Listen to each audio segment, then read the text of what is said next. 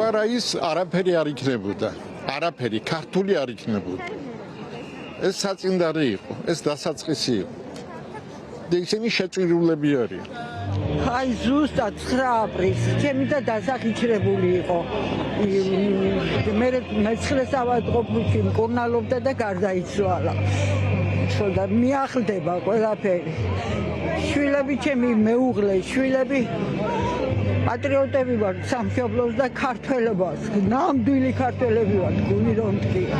ღმერთმა შეგაძლებინოთ, რომ გაუძლოთ ამ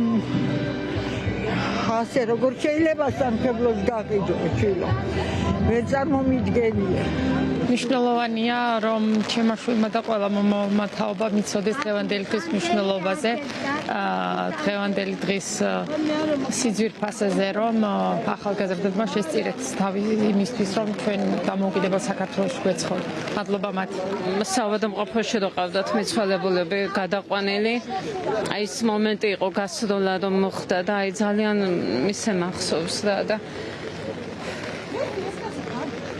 კაცოდ ძალიან რთული არის რამ ყველაფერს აი ძალიან ანგელოზი ბავშვები რთულია ძალიან მეჭეს მეც იმ ასაკის ვიყავი ეს 17-16 წლისები რომ დაიყვნენ და ძალიან ძნელი არის ძალიან როდესაც ესენი ყველა ის პატრიოტი ქართველები იბრძოდნენ დამოუკიდებელი საქართველოს შექმნისაკენ ჩვენი თაობა არა ვარ ახალგაზრდა 91 წლისკაცი ვარ ყველანი ვიდექით მათთან ერთად არა ნუ ეხლა იმ ბავშვს არ ეცოდინება ეს ისტორია და ნამდვილად 10 წლისას 11 წლისას ოჯახშიც ესმის იმიტომ რომ ეს იყო ყველაზე დიდი გულის ტკივილი საქართველოს ისტორიაში შეიძლება მაგრამ მამშვილებს ის რომ ჩვენსაც მივახციეთ და საბჭოთა სინამდვილე გვერდზე გაიწია